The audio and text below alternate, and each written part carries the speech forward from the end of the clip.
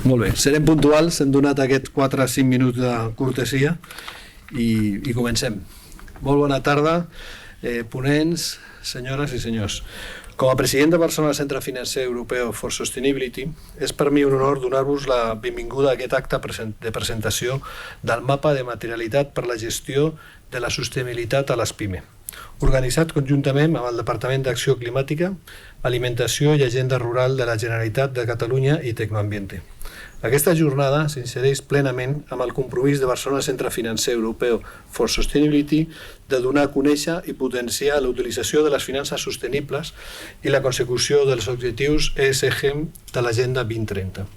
Des de principis de l'any 2019, Barcelona Centre Financer Europeu forma part de la xarxa internacional de centres financers creada per iniciativa del Programa de Desenvolupament de les Nacions Unides Finance and Center for Sustainability, FC4S, i van afegir el nostre nom For Sustainability, convertint-se a Barcelona Centre Financer Europeu en Barcelona Centre Financer Europeu for Sustainability, per a totes aquelles activitats com les que ens reuneix avui aquí, relacionades a les finances sostenibles. El fet de pertànyer a la xarxa FC4S va permetre sobretot posar el nom de Barcelona com a centre financer al costat d'altres centres financers de tot el món compromesos en el desenvolupament de les finances sostenibles. D'altra banda, FC4S ens proporciona la possibilitat de conèixer les activitats desenvolupades per altres centres en els seus respectius països, alhora que donar a conèixer també a la resta de centres de la xarxa les activitats i projectes que es desenvolupen a Barcelona i Catalunya en tots els àmbits relacionats amb la sostenibilitat i el canvi climàtic. Per Barcelona Centre Financer Europeu for Sustainability és un objectiu prioritari apropar totes les novetats que es produeixen al voltant de les finances sostenibles al màxim de sectors de l'economia possibles, amb l'objectiu de facilitar-los l'adaptació a les normatives que els afectaran en un futur proper. En aquest sentit, el 2022 van organitzar l'acte de presentació de la guia per a la publicació dels indicadors lligats a la taxonomia de la UE, que us animem a veure en el canal de YouTube de l'associació. Avui, el reglament de taxonomia de la UE afecta a tots els sectors de l'economia i dins dels mateixos a les pimes, amb el pes que tenen a casa nostra, i que mereixen els màxims esforços per a sensibilitzar i aconseguir la seva adaptació el més ràpidament possible. La jornada que estem iniciant té com a objectius fonamentals els següents. Primer, donar a conèixer la publicació de la Generalitat en concret, presentar un mapa de materialitat ambiental, social i de governança com un bon punt de partida per a les PIME, perquè gestionin la seva sostenibilitat corporativa i es posicionin millor en el futur. Segon, conscienciar de la creixent pressió tant legislativa com de la societat, que no només afecta a les grans empreses, sinó també als seus proveïdors i al mercat en general. Tercer, que no gestionar aquests temes podria afectar a la competitivitat de les pimes amb vistes al futur. I quart, sensibilitzar els assistents sobre la importància de començar a adaptar els processos interns el més aviat possible. Des de Barcelona Centre Financer Europeu for Sustainability vull agrair molt sincerament als ponents, així com als equips del Departament d'Acció Climàtica de la Generalitat i Tecnoambiente, la seva disponibilitat des del primer moment per fer possible aquest acte. No vull acabar sense agrair a la Borsa Barcelona que un cop més ens hagi acollit en aquest marc.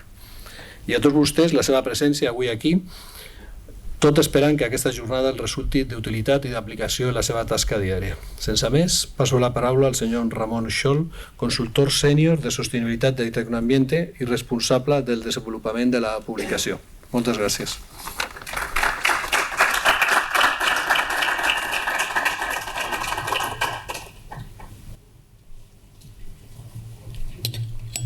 Gracias.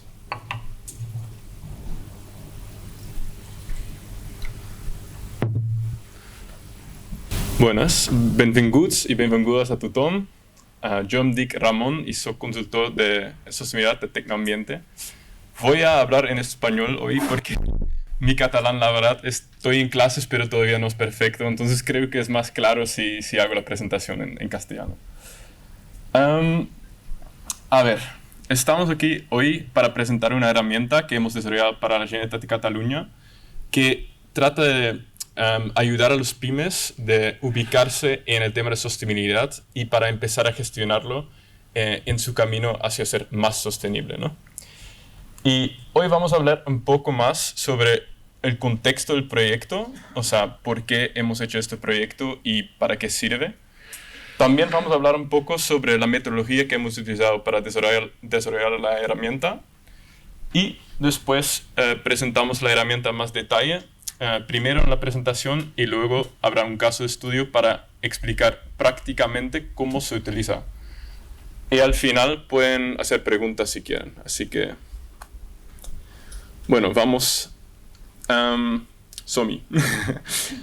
El contexto del proyecto. La sostenibilidad para los pymes es un tema que cada vez es más importante. Vemos que hay legislaciones, hay demandas del mercado y cada vez también hay más demanda del sector financiero para gestionar el tema de sostenibilidad.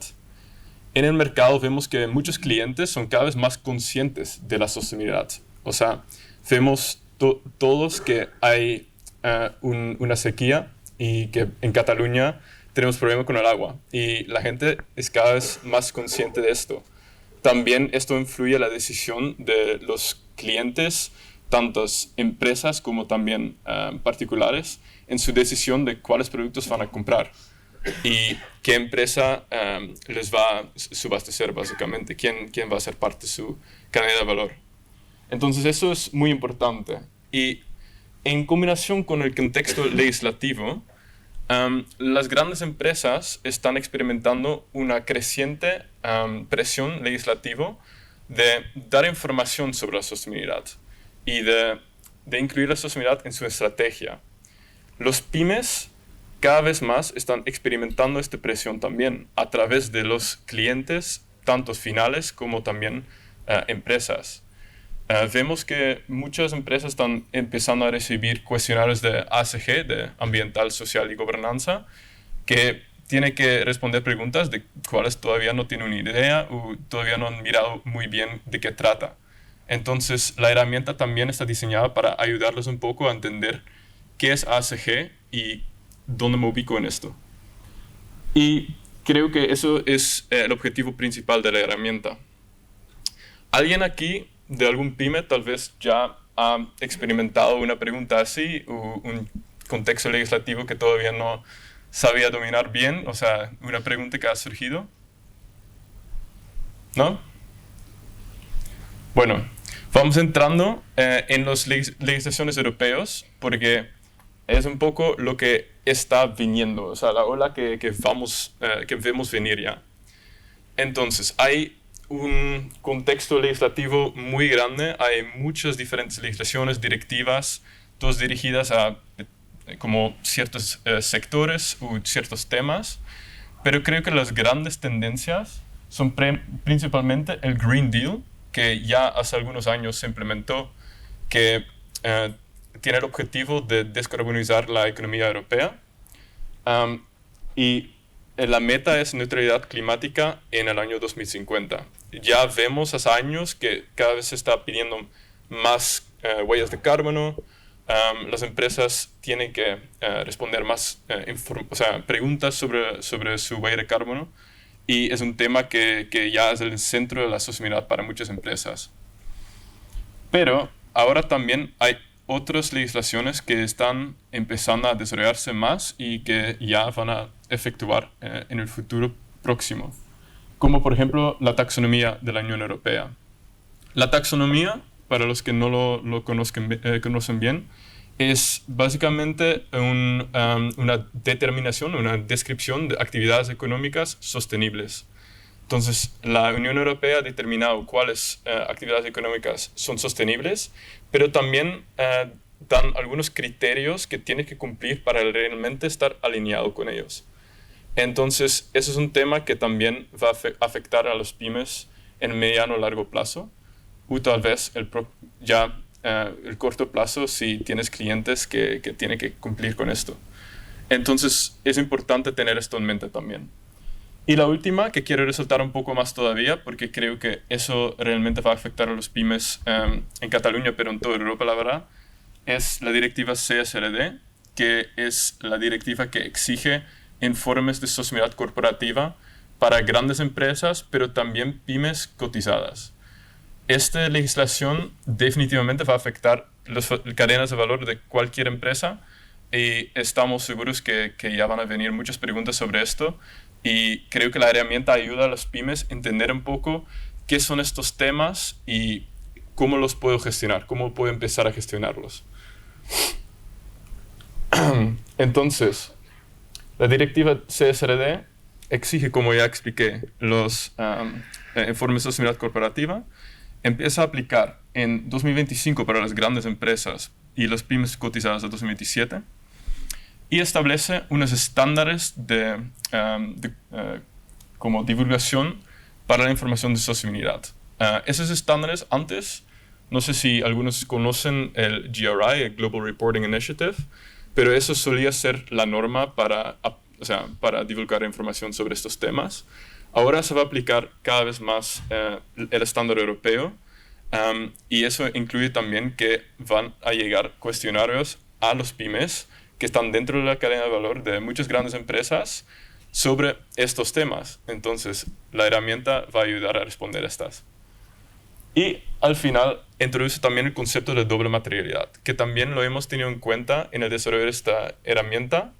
La doble materialidad básicamente es un cambio de perspectiva, donde antes las empresas solían aplicar como la gestión de riesgos tradicional financiero, o sea, miraban en su entorno qué puede afectarme a mi empresa financieramente.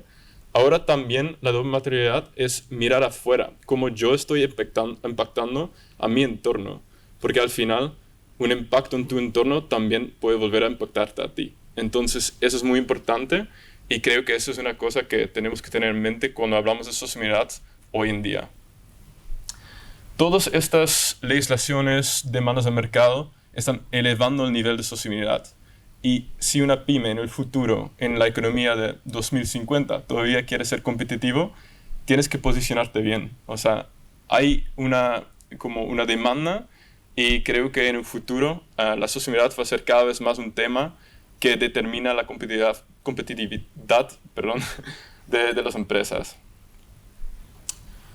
Vale, entonces como ya he tocado algunas veces, el objetivo principal es ayudar a los pymes de empezar con el camino hacia una gestión de los temas de sostenibilidad. Entonces, la herramienta está diseñada principalmente enfocada en esas empresas, en esas pymes que están operando en contexto de Cataluña, que quieren empezar a gestionar el tema y posicionarse mejor. Eso siempre empieza con una identificación, de la materialidad. Entonces, la herramienta quiere ayudar a gestionar correctamente los temas ambientales, sociales y de gobernanza para cualquier pyme que lo quiera hacer, que también ayuda a posicionarse mejor en el mercado creciente, el mercado de sostenibilidad de futuro. Entonces, eso es un tema clave, que queremos ayudar a las pymes a prepararse para el futuro, anticipar lo que viene en temas de sostenibilidad, en materia de sostenibilidad. Y eso lo queríamos hacer de una forma que sea accesible para cualquier persona, que sería fácil de utilizar y profundamente informativa, y que básicamente tiene que ser prácticamente muy valioso para una empresa. O sea, eso ha sido nuestro punto de partida. Tiene que ser práctico y cualquier empresa tiene que poder utilizarlo como una herramienta. Aunque está diseñado para pymes que están en sus primeros pasos en camino hacia la sostenibilidad, también para aquellos pymes que ya están gestionando los temas de sostenibilidad, puede ser muy útil, porque al final siempre hay algo que mejorar, siempre hay oportunidades para mejorar su gestión, para como implementar otro tema de sostenibilidad o ver una materia que todavía no falta en la estrategia, por ejemplo. Entonces, cualquier empresa, cualquier pyme puede utilizar esta herramienta para mejorar. No obstante, aunque cualquier empresa lo puede utilizar, es muy importante que tenemos en mente que la herramienta es generalista. No todas las empresas dentro de un sector o en una industria son lo mismo, entonces siempre hay que utilizarlo sabiendo que tenemos que adaptarlo a nuestra situación. Tenemos que hacer nuestro análisis de el contexto particular de la empresa para poder implementarlo correctamente. Vale, la metodología.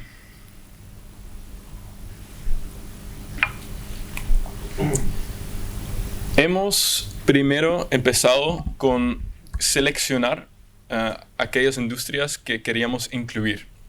Queríamos incluir a todas las industrias básicamente, pero eso es imposible, así que hemos tenido que seleccionar algunas industrias. Y aquí nos hemos guiado por la cantidad de pymes que hay en Cataluña en cada industria. Esos datos los hemos obtenido del CESAE. Y luego hemos identificado algunas industrias donde sabemos que hay retos específicos en términos de sostenibilidad. Y los hemos añadido también al listado para ayudarles en su gestión. Luego, la identificación de los aspectos que son importantes para incorporar, lo hemos hecho en base de bases de datos, de cuestionarios ASG, de ESG Data Providers, los que proporcionan los datos sobre los aspectos ambientales, sociales y gobernanza. Y los hemos consolidado en un solo listado de básicamente aspectos, y eso ha sido utilizado en nuestra herramienta. Y al final hemos creado la mapa de materialidad basado en bases de datos de estos proveedores de datos y también en una base de datos nuestra de Tecnoambiente, de nuestra experiencia. Y luego hemos proporcionado también una descripción de los temas más importantes para que cualquier persona que utiliza la herramienta entienda, al menos en temas generales, de qué trata exactamente cada aspecto. Y hemos incluido vínculos a fuentes externos que pueden ser utilizados para seguir la investigación afuera de la herramienta, porque al final la herramienta es el punto de partida, pero después habrá otro camino para recurrir. Los vínculos externos incluyen, por ejemplo, legislaciones, tanto a nivel europeo, nacional, como también de la Generalitat de Cataluña. También tenemos iniciativas del mercado incluido, como certificaciones o roundtables, mesas redondas, y mejores prácticas también están incluidos en la herramienta. Lo vemos un poco más adelante en más detalle también. Y luego, la última parte es un guía de usuario, donde hemos comprimido todo lo que es importante sobre la sostenibilidad en la menor cantidad de páginas posible, que sea claro y que ayude a los pymes para entender un poco qué son los 3 pilares de sostenibilidad, que es la base de la sostenibilidad de que estamos hablando. Y luego también una descripción de cómo utilizar la herramienta prácticamente. Bueno, seguramente que están ya interesados en ver un poco más sobre la herramienta. Entonces, el primer resultado es la mapa de materialidad, que para todos los diferentes sectores que hemos incluido en la herramienta presenta cuáles temas son en mayor o menor medida relevantes. Quiero resaltar aquí que aunque algunas casillas no tienen un color específico azul, no significa que no es relevante en total. O sea, sí puede ser relevante, pero no tiene relevancia particular para la industria. Entonces, por ejemplo, en la industria, la moda textil, vamos a ver que ciberseguridad no tiene un color, pero eso no significa que es un tema que podemos ignorar. Solo es no particularmente importante para esa industria por sus operaciones. Luego, tenemos una descripción de los temas identificados materiales. O sea, la parte amarilla arriba es una descripción de cada industria, que es importante para identificar si estamos realmente revisando la industria correcta, si nuestras actividades económicas están incluidos o vinculados a esta industria. Y la parte de abajo, donde dice descripción, hay cada tema que hemos identificado en el mapa de materialidad, y hay una descripción un poco generalista de este tema para que entendamos de qué estamos hablando. Si hablamos sobre, por ejemplo, la gestión del agua o sobre cambio climático, qué qué tipos de medidas se podría tomar o en qué forma afecta a una empresa. Y luego hemos añadido unos indicadores específicos para la industria que toca, o sea, en este caso la industria de cartón y papel. Y hemos incluido esos indicadores para ayudar a las empresas a empezar a medir su progreso. Y es un primer paso para poder, si mides, puedes saber un poco cómo estamos, o sea, ubicados dentro de nuestra industria, cómo nos comparamos con nuestros competidores. Entonces, los indicadores no son exhaustivos, pero son un buen punto de partida para empezar a gestionarlo. Y luego tenemos un listado de medidas, iniciativas, etc. Y lo hemos dividido en dos partes. Uno que es la parte general, donde hablamos sobre cosas que no son 100% específicas a la industria, como un código de conducta, que eso se aplica a casi todas las industrias, por ejemplo. Pero sí hemos seleccionado aquellos temas que aplican a la industria. Hemos sacado algunos que realmente no aplican a algunas industrias, también en el tema general. Pero en los temas específicos, que es el segundo listado de medidas y iniciativas, etc., aquí sí hablamos específicamente de la industria. Entonces, por ejemplo, certificados de sostenibilidad o iniciativas, mesas redondas, que solo aplican a esta industria. Y aquí también hemos incluido, por ejemplo, a quién dentro de la industria aplica. Si aplica a todo el papel y cartón o solo a una parte de esta industria. Entonces, eso va a aportar mucha información para aquellas empresas que están empezando a ver un poco, ok, me interesa saber más sobre este tema, qué puedo hacer para mejor gestionarlo, y aquí también se encuentran fuentes externas para seguir investigándolo posteriormente. Y al final, la guía de usuario, básicamente he explicado ya un poco para qué sirve, pero se puede utilizar como herramienta útil de volver a pensar, ok, ¿qué era otra vez el tema ambiental en ASG, por ejemplo? O cómo utiliza la herramienta. O sea, te ayuda en todo el proceso y siempre lo vas a tener para poder volver a mirarlo.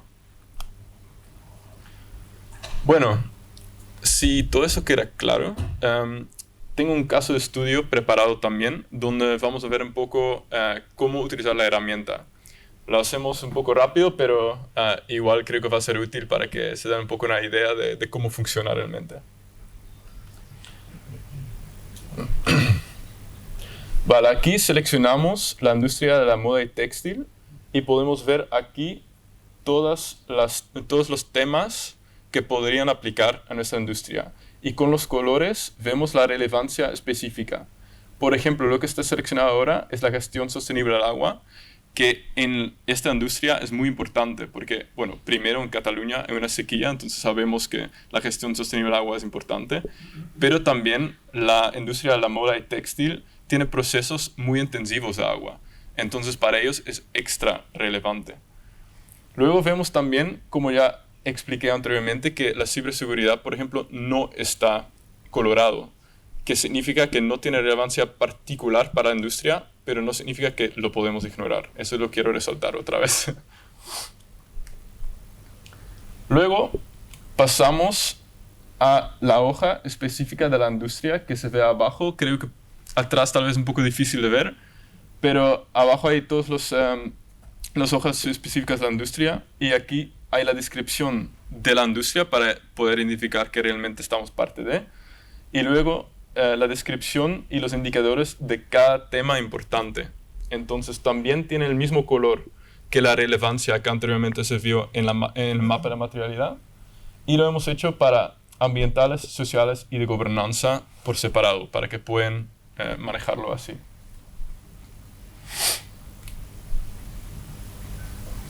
Y ahora, la última, penúltima, es las medidas de gestión generales. Entonces, aquí tenemos el listado, donde primero vemos los temas y luego una descripción del tema para entender, ok, de qué trata este tema, es relevante para nuestra empresa o tal vez no tanto, y me interesa saber más. En el caso que quieres saber más sobre un tema en específico, en este ejemplo vamos a ver un poco más sobre, por ejemplo, emisiones de carbono. Podemos ir a uno de los enlaces atrás después de haber leído la descripción y podemos seguir investigando en este caso, el sitio web de la Generalitat de Cataluña, de la Oficina Catalana de Cambio Climático. Entonces, así la herramienta va ayudando un poco en la investigación que viene después de saber cuáles temas son materiales, que es cómo gestionarlo, cómo mejorarlo. Y luego hay también el listado de medidas específicas que se encuentra por debajo de los generales y funciona de la misma forma. Entonces, otra vez hay los temas, una descripción de los temas y las fuentes. Y aquí van a encontrar qué exactamente está haciendo mi sector sobre estos temas. Entonces, puedo tal vez unirme a una mesa redonda, puedo tal vez aplicar un cierto certificado de sostenibilidad que se utiliza en nuestra industria. Esos tipos de cosas se encuentran por aquí. Y bueno, creo que eso es un poco la herramienta. Y no sé si hay preguntas.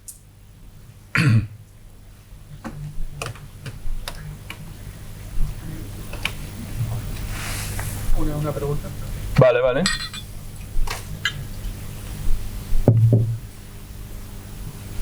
Sí. ¿Se oye? Sí, gracias. He interpretado que el criterio que rige es el CNAE de la actividad que realiza la empresa. Correcto. En caso de empresas que... Es más que una pregunta, es una confirmación. En caso de empresas que operen con diversos CNAEs que hay, entiendo que es cuestión de ir sumando, ¿no?, dentro de la matriz cada uno de los impactos y de los riesgos que afectan y la suma de los CNAEs sería el resultado, ¿no? Sí, correcto. O sea, básicamente vas viendo un poco cuáles actividades económicas tienes dentro de la empresa y para cada actividad económica puedes identificar los temas importantes, sí. Y bueno, con el mapa de materialidad puedes así con los temas más importantes empezar a gestionarlo directamente, tema por tema, actividad por actividad, como quieras. Entonces tienes libertad de utilizar como el mapa así. ¿Alguien más? ¿Sí? Sí. Aquí va.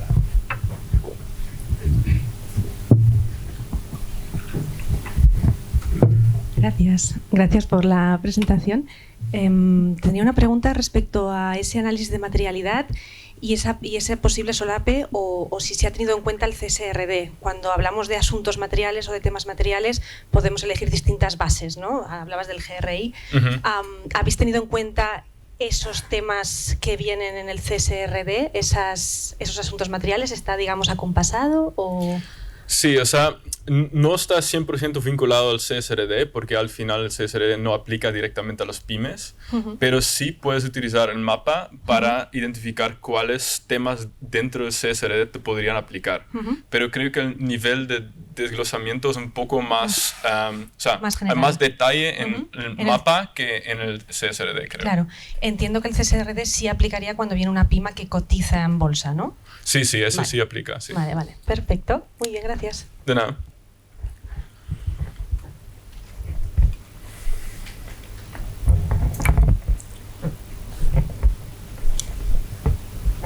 Hola, bona tarda. Jo tinc dues preguntes. Moltes gràcies per l'exposició.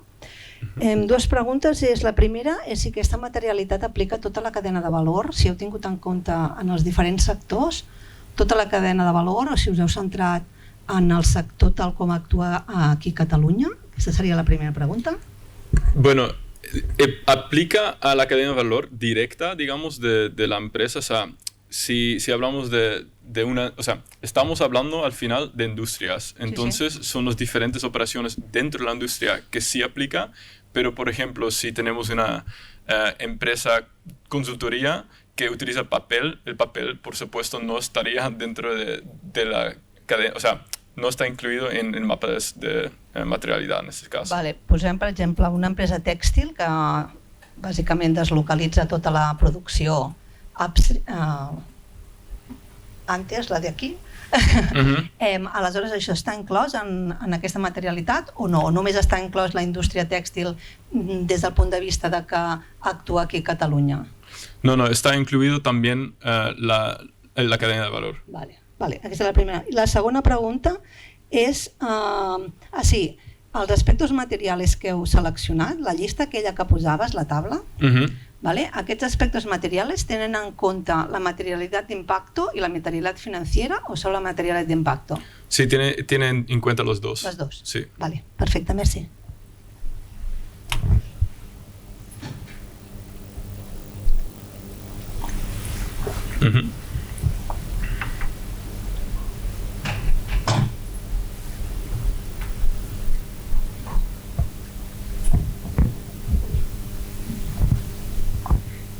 Hola, yo tengo una pregunta en relación a cómo de alguna manera se involucra a los stakeholders en este proceso, porque según tengo yo entendido, pues parte de la materialidad, ¿no? También es incorporar perspectiva de los diferentes stakeholders, tanto internos como externos. Entonces, ¿en qué punto del proceso lo veis aquí, si es que de alguna manera se integra? Sí, bueno, desde mi perspectiva es muy importante incluir los stakeholders, pero la herramienta es el primer paso. Es cuando vas a empezar el proceso, vas a empezar un poco con la herramienta, ¿qué tipo de preguntas tengo que preguntar? Porque frecuentemente cuando mandas un cuestionario a los stakeholders, tienes que ya incluir un poco algunas preguntas específicas para tu industria, porque no puedes preguntar sobre todas las cosas que hay. Entonces aquí la herramienta es el primer paso y luego vas a preguntar más información al stakeholder para poder detallarlo un poco más, aterrizarlo más a tu situación específica. Entonces así funcionaría la idea. Gracias.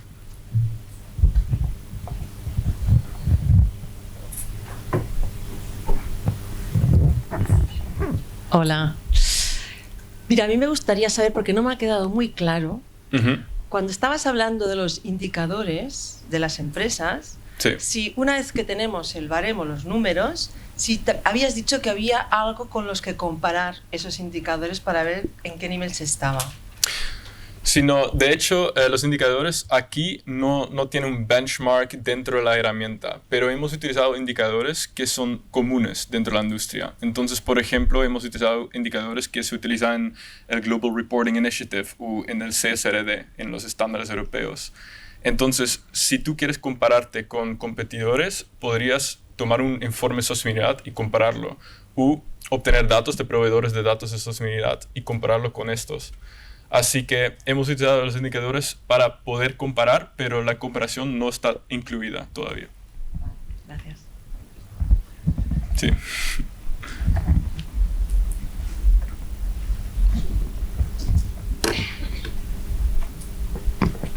Sí, moltes gràcies per l'exposició.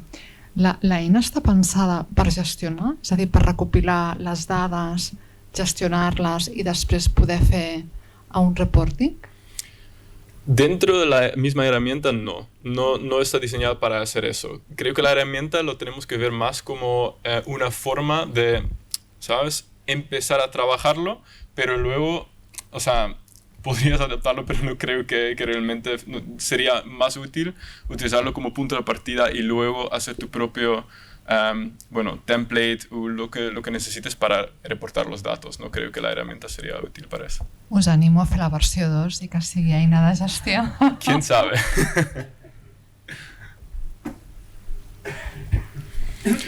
Vale. Si no hay más preguntas, quiero agradecerles su tiempo y muchas gracias.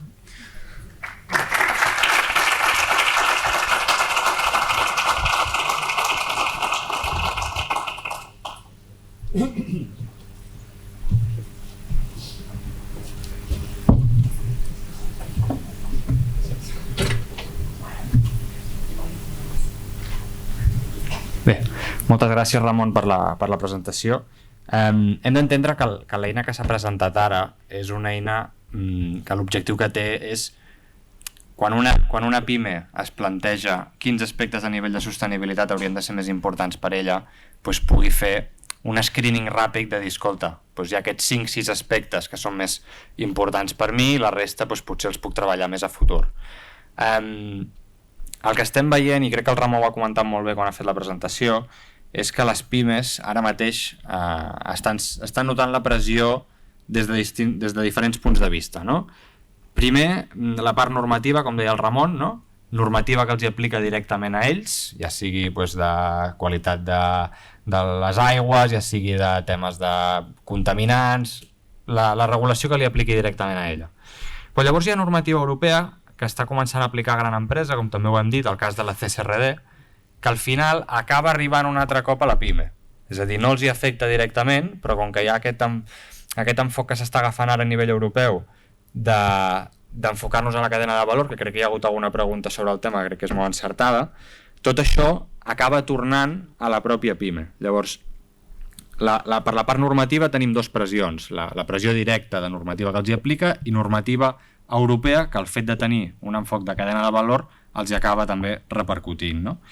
A part d'això, el que veiem és que la sostenibilitat a la PIME també arriba des de la part de tendències del mercat, no?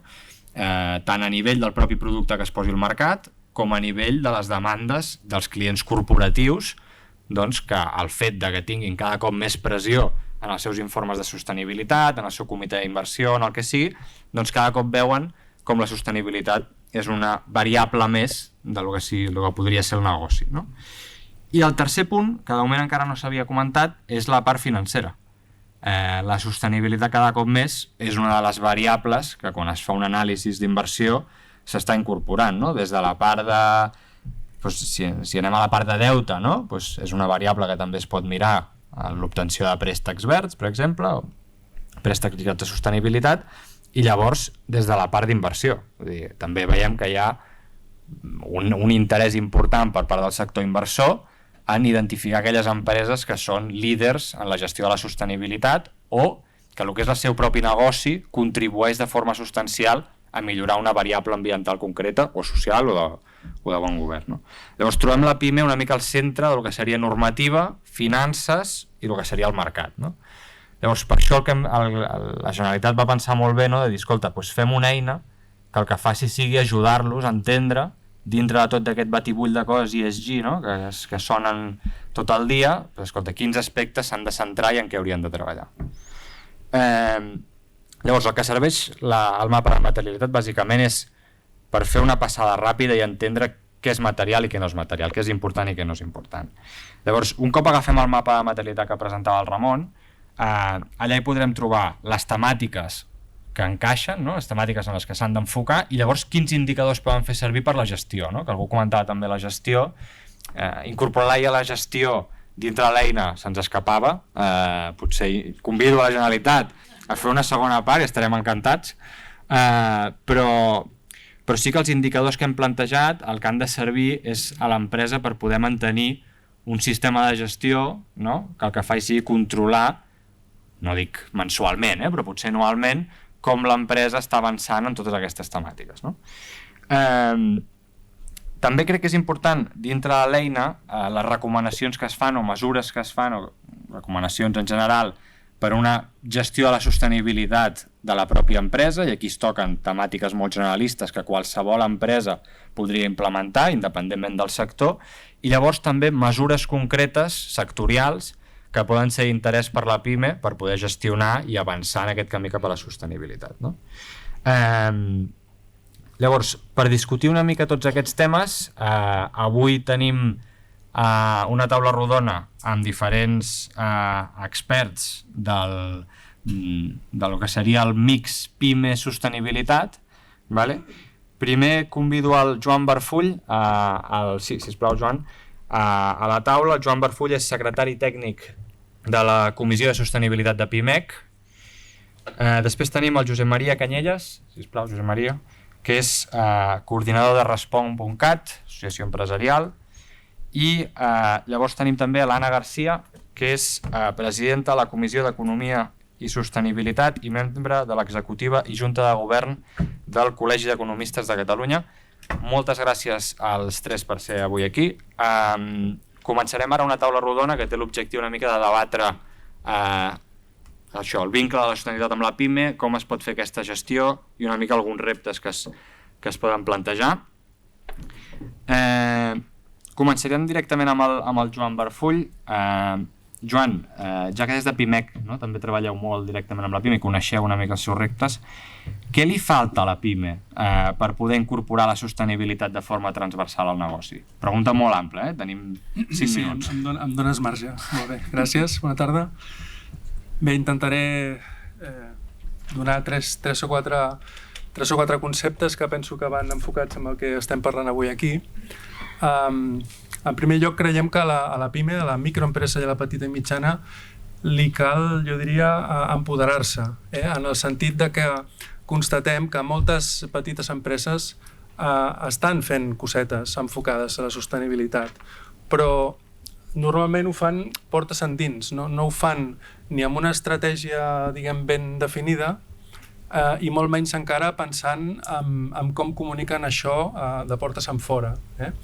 Llavors aquí creiem que hi ha un terreny a treballar, un camp a treballar important, i que eines com la que s'ha presentat seran segur molt útils perquè també comencin a interioritzar tots aquests conceptes, perquè a nosaltres ens sonen familiars, però la veritat és que hi ha algunes paraules com servitització, com materialitat, com coses que a la petita empresa de carrer, per entendre'ns, de què m'estàs parlant, no?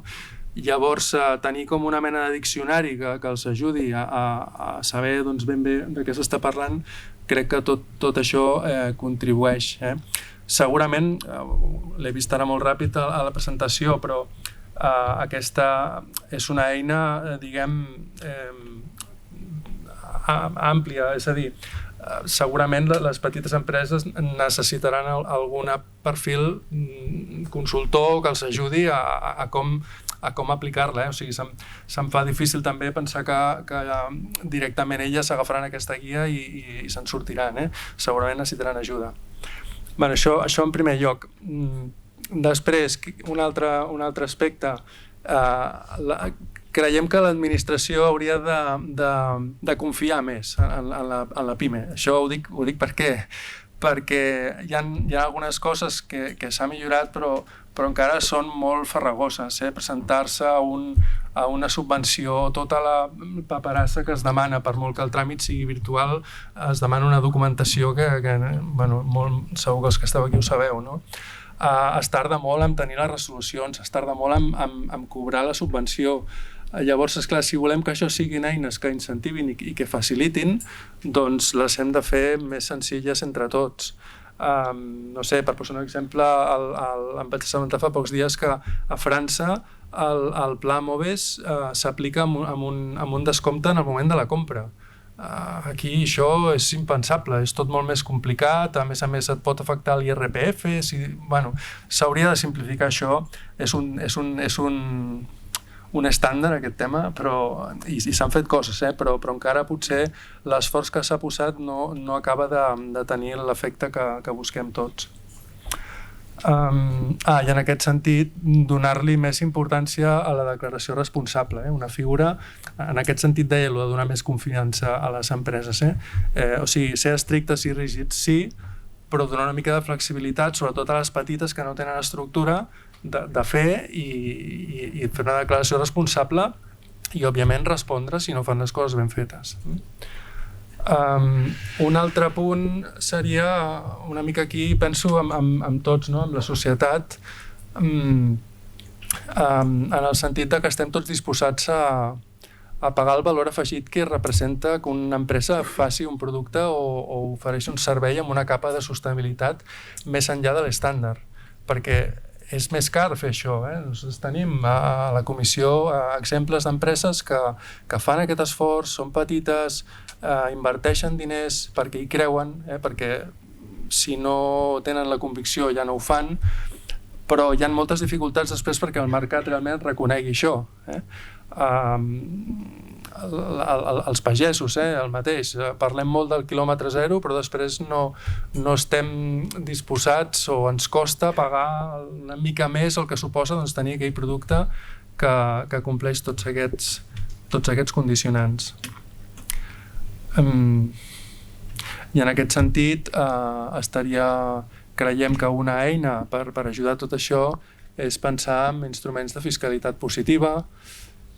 Fa pocs dies he conegut una mica més un tema que és relativament nou, que són els certificats d'estalvi energètic, que és una figura que quan una empresa fa una acció i arrel d'aquesta acció aconsegueix una reducció del consum energètic, doncs el quilowatt estalviat equival a un CAE, i un CAE es tradueix en diners, i al final és una fórmula que li permet a l'empresa monetitzar aquesta acció. Pensar en idees d'aquest estil per intentar que les empreses trobin més fàcilment un retorn de les inversions que facin en sostenibilitat, o reduir l'IVA, no sé, coses d'aquesta mena. En aquest sentit, estic d'acord en el que s'ha comentat que aquí, amb el tema del que estem parlant de tendències, és a dir, com a PIMEC hem fet ja també alguna xerrada de sensibilització perquè les pimes comencin a escoltar això d'aquestes directives, que no sé, que cotitzin a la borsa, doncs no és un tema que els hi apliqui demà passat, però és bo que el comencin a escoltar perquè, com bé dèieu, la cadena de valor farà que més aviat o més tard això els hi arribi i han d'estar preparades per sortir-se'n. I bé, en aquest sentit, doncs des de PIMEC també oferim algunes eines per facilitar tot això, que no sé si més endavant hi haurà ocasió de comentar, però si més no, la pregunta, més o menys, crec que... Alguna aportació? Sí, bueno, si em permet. Amb el que deies, no, Joan, de les petites empreses, com els hi arribarà. Jo crec que aquí l'important és que les grans empreses produiran un efecte arrossegador, no? I aquí està el tema de la cadena de valor. Aleshores es trobaran les petites que la gran empresa li començarà a dir, escolta, tens un pla d'acció, i si no ho tenen, doncs inclús la mateixa empresa gran li dirà, bueno, doncs mira aquest checklist i sisplau ens ho contesta, no?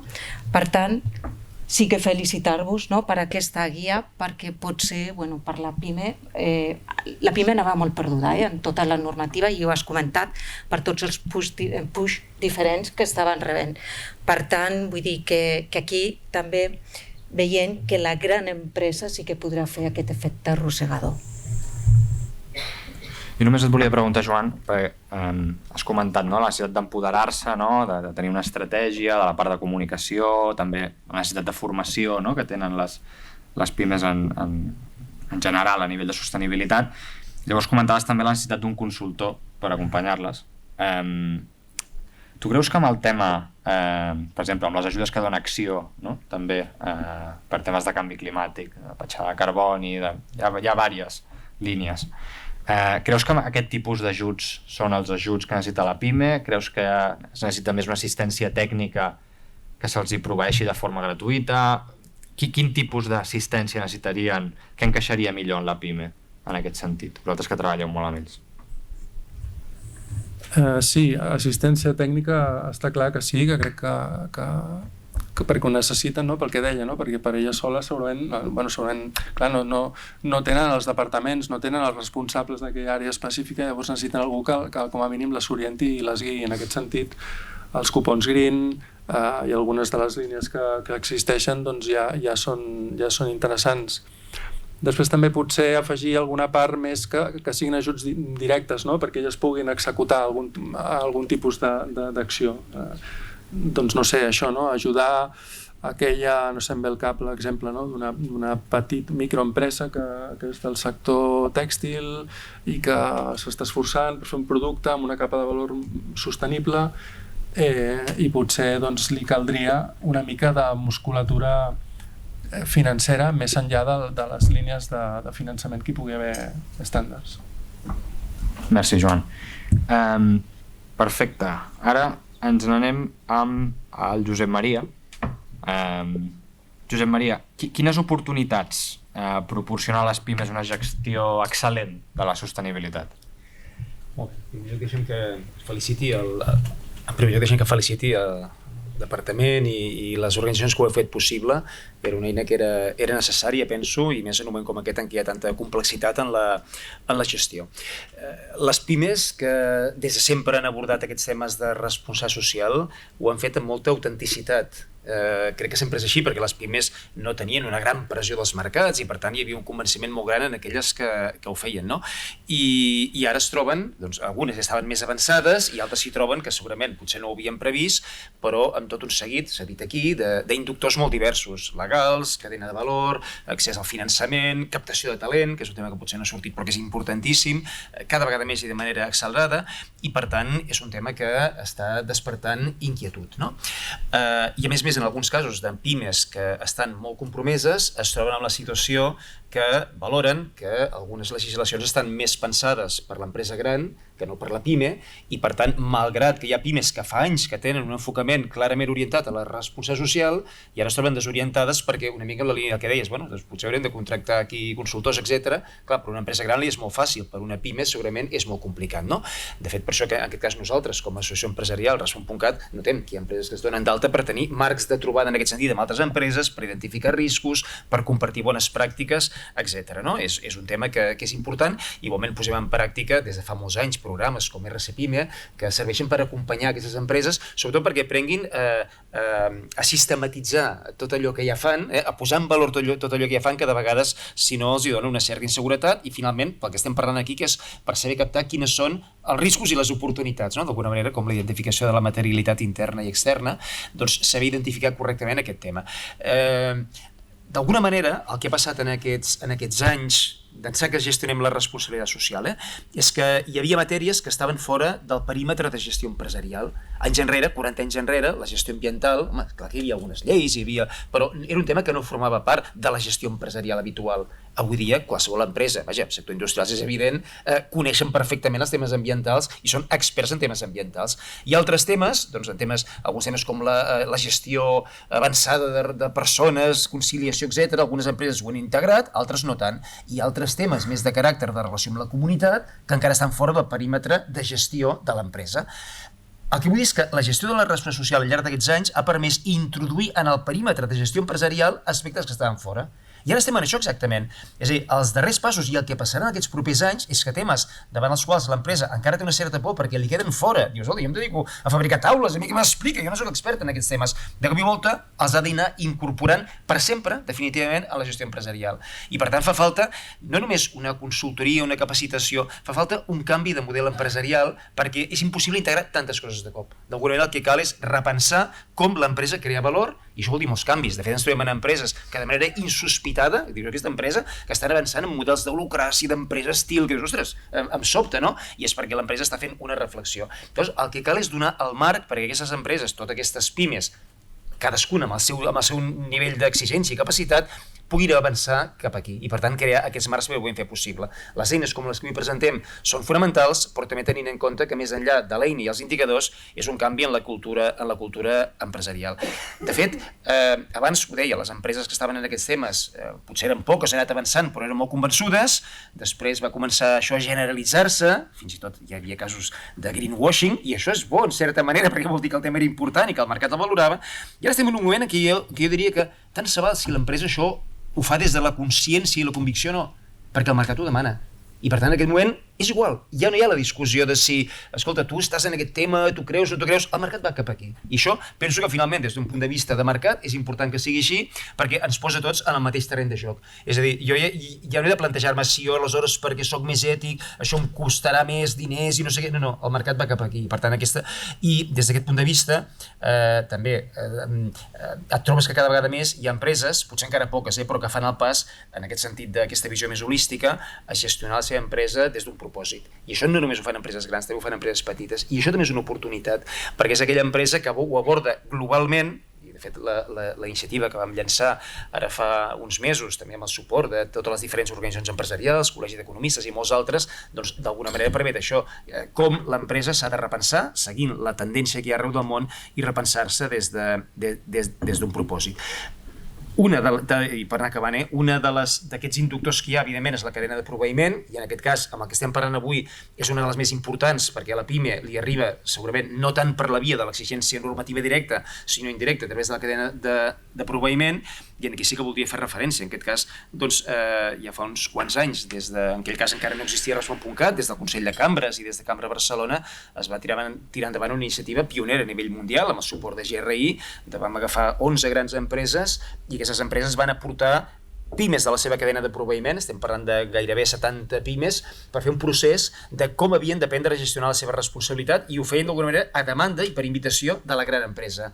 D'alguna manera era avançar-se en el que havia de passar posteriorment, que està passant ara, de dir, escolta, és que us acabarem demanant pimes de la nostra cadena de proveïment, us acabarem demanant unes dades i uns determinats compliments. Avancem-nos-hi i comenceu a treballar-ho, ara que no hi ha la pressió, doncs, per no anar amb la llengua fora, des d'un punt de vista de canvi en la cultura organitzacional. I això va ser en aquell moment una experiència exitosa i molt interessant. Segurament hauríem de recuperar aquests espais que, des de diferents àmbits, també les empreses que tenen major capacitat d'impacte i cadenes de valor més intenses, que puguin acompanyar a les pimes en aquest sentit. Un comentari? Perfecte. Moltes gràcies. Anna, com pot ajudar el mapa de materialitat a la PIME? Com ho veieu des del Col·legi d'Economistes? Bueno, com he dit abans, felicitar-vos, no? per presentar aquesta eina, que serà molt útil. Nosaltres veiem que l'anàlisi de materialitat ajuda a el que és alinear l'estratègia de la sostenibilitat amb les expectatives del grup d'interès. Aquesta guia, per exemple, que heu presentat d'anàlisi de materialitat, el que ajudarà en les operacions de l'empresa per obtenir beneficis. O sigui, i en què consisteixen aquests beneficis? Que poden impulsar el rol de l'empresa en tot el tema del seu perfil de sostenibilitat.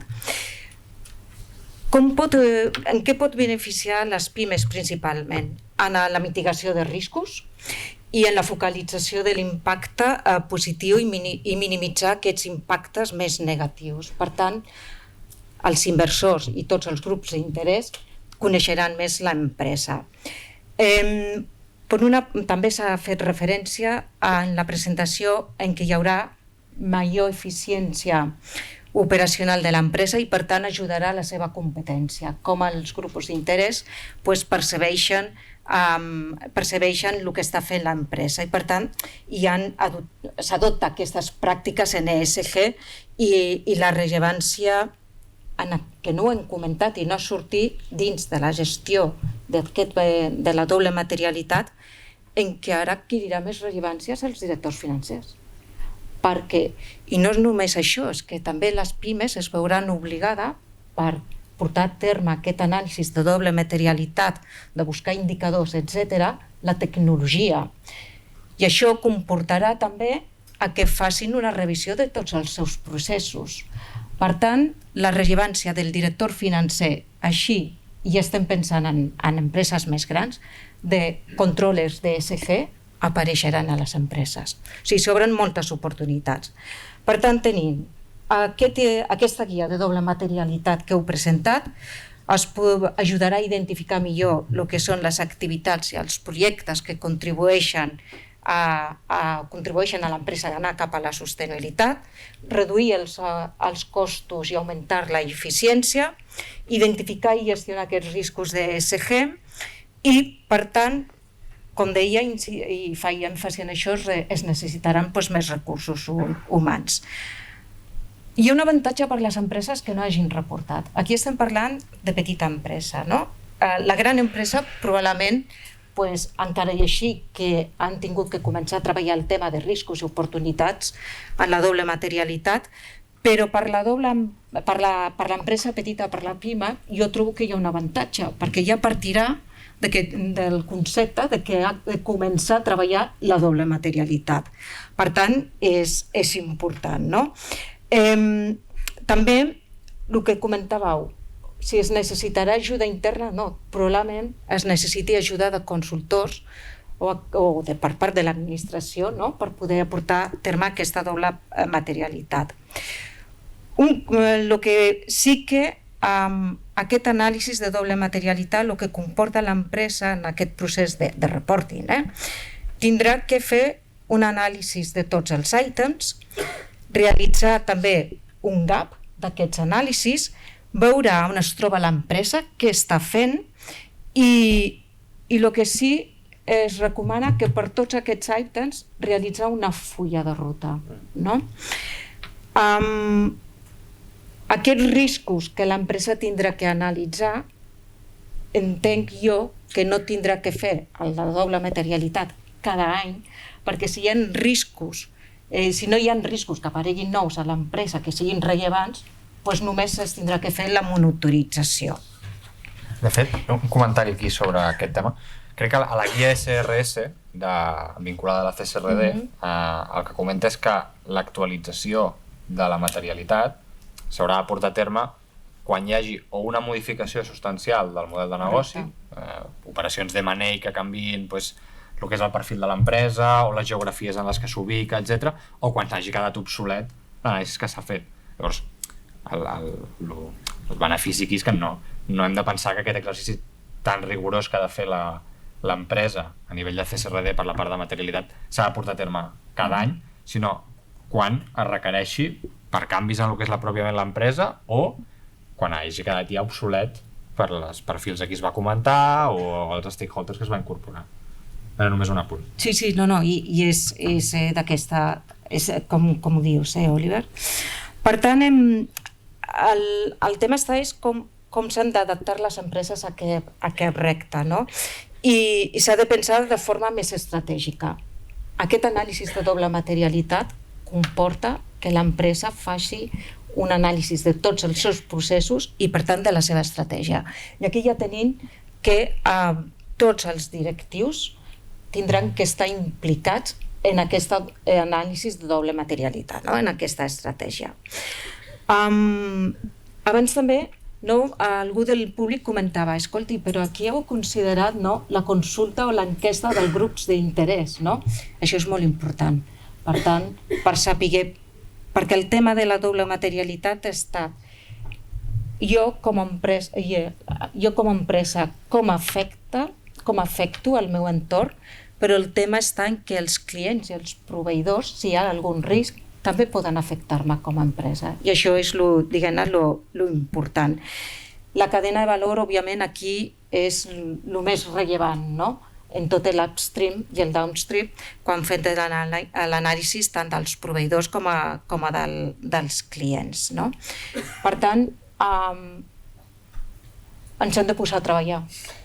I les empreses, sobretot les petites, que és el que tenen més dificultat, perquè no tenen o tants recursos econòmics o tants recursos a nivell d'humans de dedicar-hi temps. O sigui, seria el principal. Perfecte. Un dels temes que ha sortit ara, i abans també, és l'oportunitat de que la identificació de la sostenibilitat com un aspecte d'interès o un aspecte a treballar també planteja l'opció o l'oportunitat d'actualitzar o de redefinir el que és el model empresarial, la cultura corporativa, el propòsit de l'empresa. Llavors, des de Respon.cat, que hi heu treballat, com es pot treballar això a nivell PIME? Perquè sabem que els processos de canvi corporatiu i d'incorporació de variables que abans no hi eren s'acostumen a ser un repte. Com es pot fer per incorporar la sostenibilitat o algunes millors pràctiques, lessons learned? Òbviament, una obvietat, cada empresa ha de comprendre quina és la seva responsabilitat social, quina és la seva materialitat, com es vincula als seus riscos i oportunitats. Això és evident, no? Ara bé, dit això, és evident que estem en un context en el qual hi ha grans tendències en el camp de com s'està desenvolupant i això per les pimes són unes onades que passen per aquí que s'han d'aprofitar, no? Per dir-ho de manera molt ràpida, les 3 grans o 4 tendències, no? L'economia circular és evident, una gran tendència, no cal que aquí en parlem gaire, i que aporta a les empreses claríssimament una oportunitat d'eficiència econòmica. En segon lloc, tot el tema d'empresa saludable. Gran tendència, potser no gran coneguda pel gran públic, perquè té un caràcter més intern, però també és una de les grans tendències, no? Vinculada a gestió de recursos humans, flexibilitat, salut, etc. Fins i tot voluntariat estaria inclòs aquí dintre, segons la norma d'AENOR, etc. Bueno, això és molt important de cara a la gestió del talent. És un element bàsic de cara a la gestió del talent i, per tant, una gran oportunitat. Tots els temes que afecten els reptes socials, un tema fins fa no gaire que s'entenia com molt filantròpic. Avui cada vegada hi ha més empreses que entenen que és un tema que afecta de manera molt important com l'empresa contribueix a crear capital social, com contribueix a fer una societat més vertebrada, una societat més resilient, una oportunitat per crear confiança, cosa que és bàsic per les pimes, perquè les pimes sempre han estat molt més connectades en el territori. I finalment, com a gran tendència, el tema del propòsit que tu ara mateix citaves, no? Que seria tots els temes de bon govern, com canvien els temes de bon govern i específicament com l'empresa s'orienta un propòsit i per tant com s'alinea en aquest sentit cap a aquest nou model. L'empresa, sigui gran o sigui pime, que té més oportunitats per triomfar, és la que és capaç de tenir aquesta visió més holística i d'integrar totes aquestes grans tendències i, per tant, no anar per la via de sumar bones pràctiques, ara això, ara allò, que això és el que hem fet sempre i que no és cap crítica, però estem en un moment en què cal fer un salt endavant, ja no n'hi ha prou amb bones pràctiques. Parlar d'un enfocament de responsabilitat social és un enfocament de com abordo la gestió de l'empresa, que evidentment que es concreta en bones pràctiques, però és un enfocament que ha de ser holístic i per tant aquestes tendències són evidents, estan aquí, hi ha disponibilitat de maneres de poder-les abordar, hi ha experiències, hi ha bones pràctiques i d'alguna manera tenen un retorn evident amb oportunitats per la pime que són importantíssimes. Merci. Un altre tema que ha sortit de forma recurrent és la part de recursos humans, no? La necessitat de formar o adaptar perfils que hi ha a la pime o encara no hi són, atraure'ls per gestionar la part de sostenibilitat des de la part financera, no? Des de la part operativa i des de la part fins i tot d'atraure talent, no? Llavors, des de PIMEC, no? Tota aquesta necessitat de readaptar perfils, de formar, etc. Com ho abordaríeu? Com ho esteu abordant, si ja ho esteu fent? Sí, bé, aquest és un capítol imprescindible, no? Tot el que és el capital humà de les empreses i, bueno, de totes, no? Però les pimes en particular, és un aspecte que s'ha de cuidar molt. Nosaltres, no sé, des de PIMEC estem molt a favor de prestigiar la FP, de que és un vehicle, un canal, molt adient per trobar sortides professionals. És un dels problemes número 1 de tots els sectors avui en dia, el trobar personal. És un problema que sempre surt, sigui quin sigui el sector de l'empresa amb la que parlis. I és un tema de calat, tota l'estructura formativa és un tema de país, però s'hi han de posar, la formació professional pot ser una sortida i al final el que diem és que una mica l'origen de la formació hauria de ser l'empresa, perquè el que hem de generar són persones que puguin incorporar-se amb una demanda real del mercat de treball, no? I ara una mica això va una mica coix, perquè hi ha unes línies formatives que no connecten amb la demanda real de mercat que tenen les empreses i per això hi ha aquest gap de problemes a l'hora d'incorporar personal. Sí, només referent al talent perquè crec que és important també que es manifesti, no? Aquest tema. El tema de la sostenibilitat, com s'ha comentat, etc., no és una cosa que ha de caure gens en una cosa banal, no? Què vull dir amb això? El tema està que hi ha molta gent, molts universitaris, que a l'hora d'escollir una empresa per treballar mirarà aquella empresa si és sostenible o no. I això és una cosa recurrent que ens hem trobat des de també organitzant taules rodones quan parlaven d'economia circular, etc. Ens hem trobat en molts fòrums que gent jove ens diuen és que nosaltres quan decidim d'anar a treballar en una empresa el primer que mirem és quin és el seu estatus de sostenibilitat, no? Vull dir que això va molt en sèrio i per tant també ens trobem, tu Joan feies, no? Referència que teniu dificultats, la PIME té dificultats per trobar talent. Per l'altra banda, ens trobem la gent que demana treballar en empreses que siguin sostenibles i això és molt important perquè aquell treballador vol identificar-se en temes d'ESG. És a dir, és una oportunitat també per la PIME, no? Totalment. Per captar talent compromès amb un propòsit i que volen fer la seva carrera també un impacte positiu.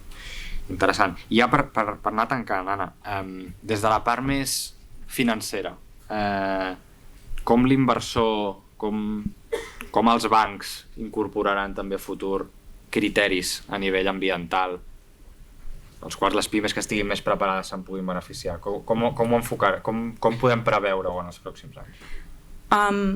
Això cada vegada va incrementar-se totalment. Inclús hi ha estudis que diuen que el 62% de les empreses tenen por de no estar dins d'aquesta acceleració de tot el tema de sostenibilitat. I els inversors cada vegada, i més en el 2024, tindran molta rellevància des de l'aspecte de la S, de social, per tot el tema de la desigualtat en quant a la riquesa que s'està produint, però també des d'un punt de vista ambiental. Ambiental, el que vull dir amb això, en tema de descarbonització, en temes de tot el tema d'energies renovables, tenint el que es va acordar en la COP28, o no ens agradi o no, però és això, que es podria dir que no ens agradi o no perquè es podrien haver assumit més coses, però en tot el tema de vehicle elèctric, en tot el tema de l'electrificació, energies renovables, hidrogen, etc. O sigui, els inversors estan mirant allà i estan posant. Per tant, un impacte.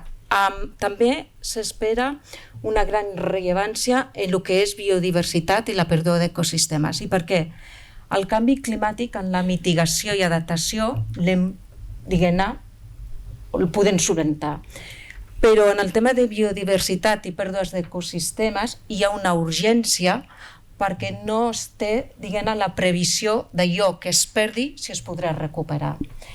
Per tant, vull dir, sí que per pressió de normativa, ja ho hem comentat aquí, etc., però sí que els inversors estan posant molt a l'ull en aquestes empreses i per tant les empreses com influirà a la part financera, tots sabent que els bancs estan establint, ja sigui taxonomia financera, a través dels indicadors, que en si la taxonomia financera és aquests requeriments tècnics per considerar si l'empresa és sostenible o no. El que faran és aquelles empreses que estiguin a la senda de sostenibilitat podran aconseguir, i en això no dubto, crèdits o finançament més econòmic. Molt bé, doncs obrim ara un petit torn de preguntes per si algú vol fer alguna pregunta a algun dels ponents. No sigueu vergonyosos.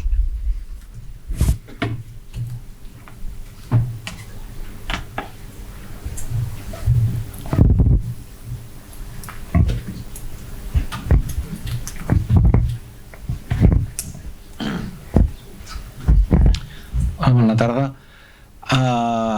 Jo diria, està clar que aquest camí és d'una sola direcció, però tota la ponència, jo no ho soc, però si fos un petit pime el que faria és sortir malavenc. Tot s'està traslladant una pressió excessiva cap a la pime.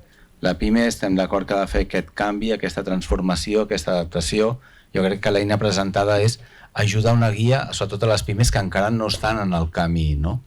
Llavors diria, quins missatges positius els dieu, perquè si no és que jo tinc una mica la sensació que hem traslladat tota la pressió a les pimes que han de fer el canvi però no estan soles en aquest camí, no? Segurament, us diria, quin missatge positiu donaríeu cap a les pimes?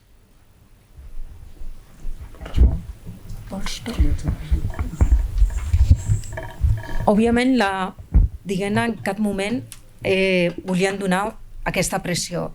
El que sí, jo crec que la guia i l'objectiu de la sessió d'avui era simplement que les pimes tenen que començar a conèixer tot el que ve per la part regulatòria, la nova normativa de responsabilitat corporativa. Clar, el tema està en que en el nostre mercat el major percentatge són pimes. Si fos grans empreses seria molt més fàcil per aquests recursos econòmics i de temps humans que tenen les empreses. Però el nostre mercat està format majoritàriament per pimes. Jo crec que l'important aquí és simplement per començar a que la pime pugui, familiaritzar-se amb tots aquests conceptes, no? Perquè la pressió no vindrà d'avui per demà, però sí està preparada.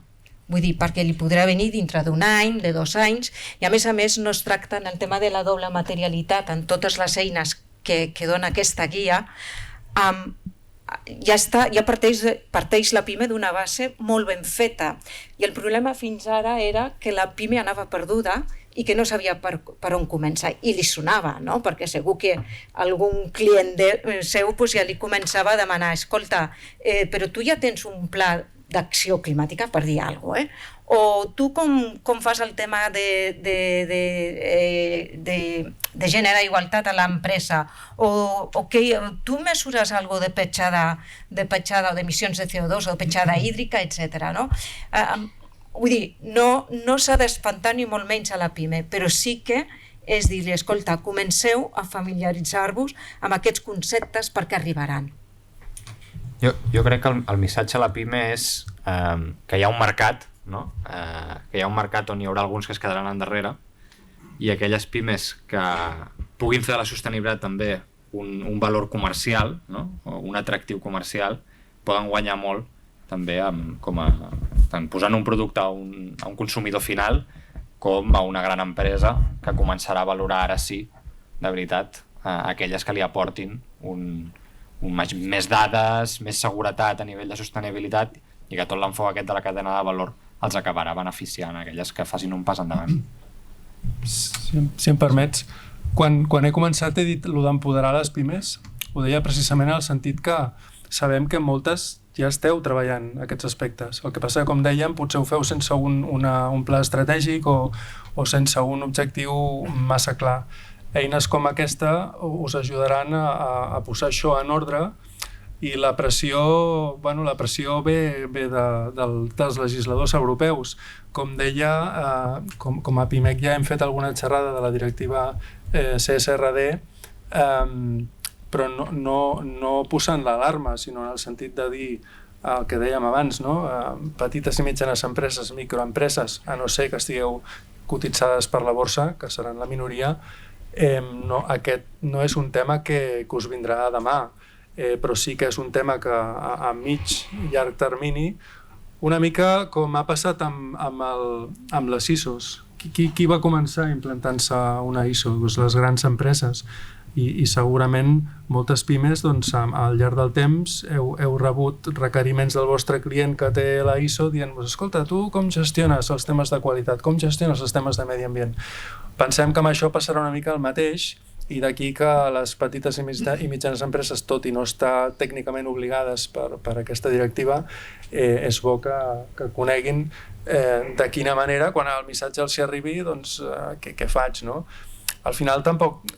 Entenc que sembla molt complicat, una mica també per la terminologia que utilitzem, però al final és dir, escolta, la meva empresa amb què impacta? Amb residus, amb emissions, amb el que et toqui a tu, i és controlar allò. I tampoc s'ha de fer un gran projecte.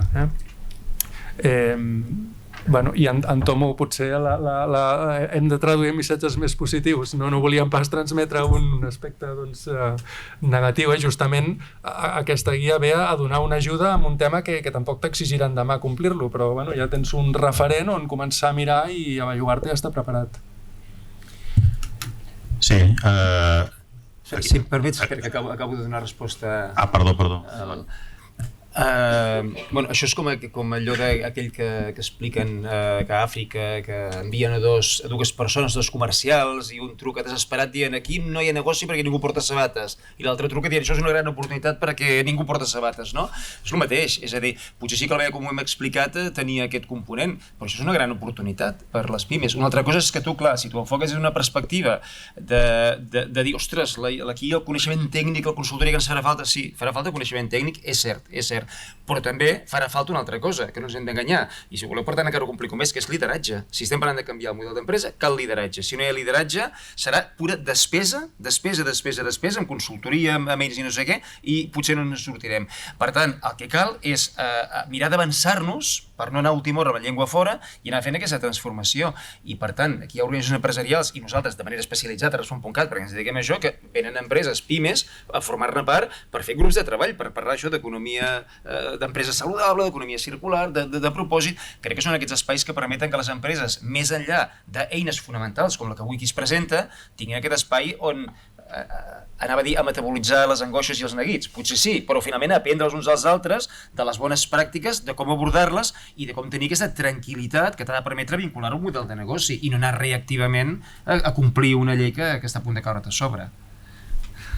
Sí, una mica, Josep Maria, pel que estaves dient, lligar-ho amb aquest model holístic de la responsabilitat social, no? Perquè tinc la sensació que s'ha parlat molt d'ambient i el social i la governança potser han quedat una mica en segon terme, no?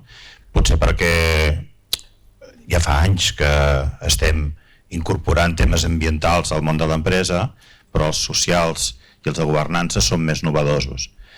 Aleshores, de vegades pensant en la PIME i en aquesta situació de que poques persones, perquè per això se'n diuen PIMEs, han de tindre 25.000 barrets per fer moltes coses, possiblement es poden trobar en la dificultat de fer-ho tot o voler abordar allò de l'impossible, no? Per tant, potser aquesta visió de dir, ui, què m'està caient a sobre, no? I vist des d'una visió més positivista, pensar en aquest model col·laboratiu que pot existir avui en dia entre l'empresa, tercer sector, administració, perquè no tot es té per què fer des del model o des del barret empresa, sinó que des del model col·laboratiu a tres bandes es poden potser executar més coses que potser la gran empresa les pot fer des d'una visió més interna, però en canvi la necessitat de col·laboració de la PIME amb tercer sector pot ser un element estratègic interessant de cara al futur. No sé què en penseu. 100% d'acord. No hi aportaria res més. Sí, jo crec que hi ha una connexió molt clara. De fet, dins de PIMEC tenim diferents perfils d'associats, alguns són del tercer sector i aquest missatge que ens estàs transmetent ja ens ha arribat, d'aquí trobar sinergies en aquest sentit. I una mica el company anterior també, sempre podeu buscar també grups de suport, com el company de l'RSCAT, PIMEC. Nosaltres també tenim eines i acompanyem a les empreses per poder fer tot això. Generem networkings perquè pugueu compartir i al final són espais en els que podeu trobar suport. Molt ràpidament. Em sembla molt interessant el que dius i crec que ho compartim tots. Això també suposa un repte per les organitzacions del tercer sector d'aprendre a gestionar aquesta responsabilitat social de cara a poder fer aliances profundes. És un tema que no se'n parla gaire, que en el sector sí que de vegades va sortint, però cal que totes les organitzacions que participen d'aliances coneguin molt bé què vol dir gestionar, la complexitat de gestionar la responsabilitat social, no?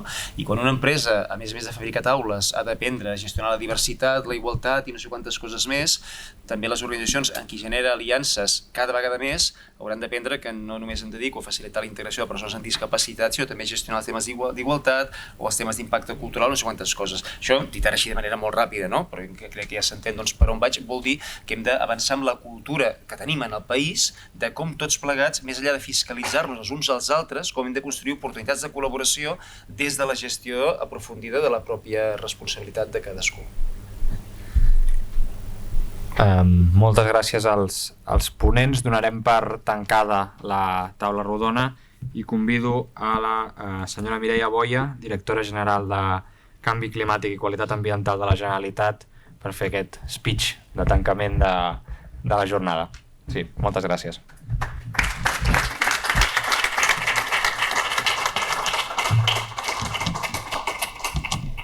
Bé, bona tarda a tothom. Primer de tot, una disculpa perquè estava previst que jo assistís a aquesta jornada molt interessant des de primera hora, però el Parlament justament avui ha decidit fer un ple monogràfic canvi climàtic, que també és responsabilitat meva i que està molt lligat a això, encara que no ho sembli, tot i que algun ponent aquí al final ja ho ha apuntat, i per tant només he pogut assistir als darrers minuts d'aquesta taula.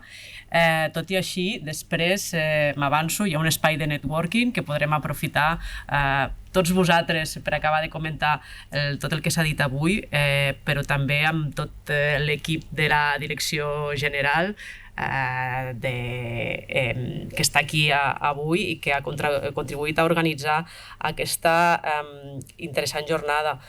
crec que avui us han presentat una eina substancial pel canvi cap a la sostenibilitat, i ara que vinc del Parlament crec que el canvi climàtic és el major repte després de la pandèmia que afrontem actualment en els nostres dies. El president ho deia, fa 40 mesos que no plou o que plou per sota del que estem acostumats, i això ens ha portat a una situació d'emergència aquí a Barcelona, a les conques internes, al Ter Llobregat, que us afecta directament també perquè ja sabeu que hi ha restriccions de disminució obligatòria del consum d'aigua d'un 25% pel sector industrial. Això és un greu perill per a aquelles empreses que no vegin també aquesta eina com una oportunitat per adaptar-se al canvi climàtic i a aquest futur que ha de ser més sostenible, sinó també com l'única eina que potser, si la situació va a pitjor i s'agreuja, l'única eina que els pot permetre sobreviure. És a dir, ser més sostenibles en el context en el que estem és també una aposta per continuar existint, continuar produint i continuar com a empreses. I crec que aquesta sequera afecta molt al sector agrari, les restriccions d'aigua són molt més importants per ells, també perquè són els que més consumeixen, però si diferenciem volums empresarials, crec que les grans empreses tenen molts més recursos i han fet passos endavant més importants per adaptar-se, i per tant aquesta adaptació la tenen una mica més guanyada que les petites i les mitjanes empreses, i és per això que aquesta eina que s'ha presentat avui, que us ha d'ajudar a les pimes, jo crec que és un primer pas imprescindible per tots aquells que encara no s'havien plantejat que això del canvi climàtic és una cosa molt seriosa, que és un repte per tot el país i que estem obligats d'alguna manera a adaptar-nos i a fer-hi front. Aleshores, també és cert que si bé és una necessitat, això, ho dèieu aquí a la taula, crec que és una oportunitat. Estem en aquest moment de canvi forçat per la sequera, on aquelles empreses que s'adaptin abans, que apostin per aquesta posant en valor dels aspectes ambientals, socials, de governança, de gènere, també s'ha dit aquí, jo crec que seran molt més competitives en el teixit empresarial en el món, en el mapa empresarial que se'ns presenta amb aquest canvi climàtic, que és una realitat i és una emergència. La necessària transformació verda d'aquest món productiu és una exigència d'aquesta situació d'emergència climàtica, però és una exigència també en clau de competitivitat, i ho heu dit. Jo crec que aquelles empreses que apostin per això ho tindran molt més fàcil a l'hora de posicionar-se i d'obtenir beneficis.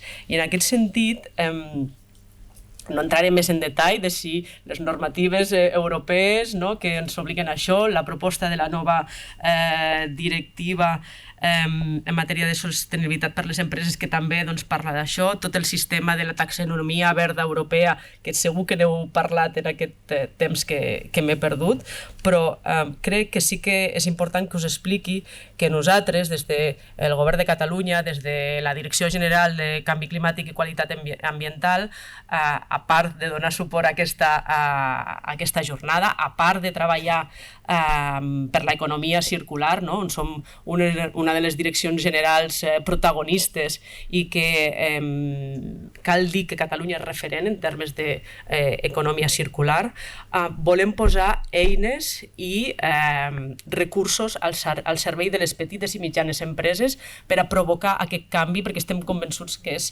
imprescindible.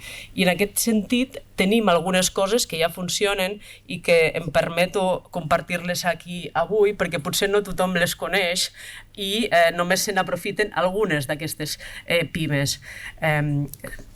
No sé si sabeu què és el fons climàtic, és aquest fons que va crear la llei de canvi climàtic, que es nodreix per ara de l'impost de CO2 als vehicles, no? Aquests 30 euros anys que tots els que tenim un cotxe paguem, doncs té una línia que és dedicada a les empreses. I fa 2 anys vam començar amb Acció, amb el suport d'Acció, un programa que es diu ProAction Green, que justament és per provocar el canvi cap a la sostenibilitat de les petites i mitjanes empreses. Són uns cupons, unes subvencions que ajuden a empreses que s'hi presenten a fer inversions per provocar aquest canvi. Doncs vam començar amb 3 milions d'euros i demà aprovarem un augment del pressupost fins a 8 milions d'euros perquè cada cop hi ha més empreses interessades en invertir en aquesta sostenibilitat. Això són petits cupons que arriben als 300.000 euros, que és, ja em direu, és poqueta cosa per les necessitats que puc tenir jo com a empresa per provocar aquest canvi. Doncs una altra de les coses que aprovarem demà, que tenim la comissió d'aquest fons climàtic, és una línia de crèdit que hem fet amb l'Institut Català de Finances per a inversions més grans per fer l'empresa més sostenible i que és a interès zero.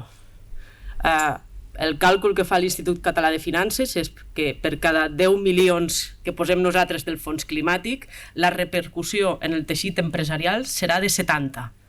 Amb aquestes inversions que poden ser de quanties més importants. Aleshores, poder demanar un crèdit a interès zero crec que és importantíssim per la petita i mitjana empresa que potser no té tants beneficis o tant marge de benefici com les grans empreses que poden buscar més fàcilment aquest tipus de crèdits. I es parlava també del tercer sector, importantíssim, el rol que està jugant l'economia social i solidària, no només en el context d'aquesta guia de materialitat per a la gestió de sostenibilitat que heu presentat avui, sinó també per provocar el canvi de la percepció de la gent. Al final són els consumidors que han d'estar convençuts de que comprar en una empresa o en una altra, triar l'empresa en funció de criteris de sostenibilitat és el que farà que l'empresa sigui més competitiva, però també provocarem el canvi cultural que necessitem per consumir d'altres maneres. En aquest sentit, també obrim una línia de finançament per al tercer sector per començar amb 2 milions d'euros, ja veurem com va, però també per dir, sou molt importants i esteu fent molt bona feina en aquest canvi i sabem que sou petites empreses que tota ajuda és molt, molt benvinguda. Començava amb aquesta idea catastrofista de la sequera i d'aquest 25% d'aigua que han d'estalviar les empreses i que pot fer que algunes d'elles o bé retallin beneficis o bé els processos de producció siguin menys viables. Hem posat a disposició també, juntament amb l'ACA, una eina per ajudar aquestes empreses a redactar plans d'estalvi d'aigua. Ho hem centrat en l'aigua perquè és l'emergència que tenim ara mateix, però s'ha parlat a la taula dels plans d'acció climàtica de les empreses. També són molt importants. En aquest sentit, qualsevol eina que vosaltres, que sou les pimes, que sou el Col·legi d'Economistes, que sou des de Respon.cat, que considereu que és imprescindible, que és necessària, que hauríem d'apostar per acompanyar aquesta transició cap a la sostenibilitat de tot el teixit petit i mitjà de Catalunya, feu-nos-ho saber.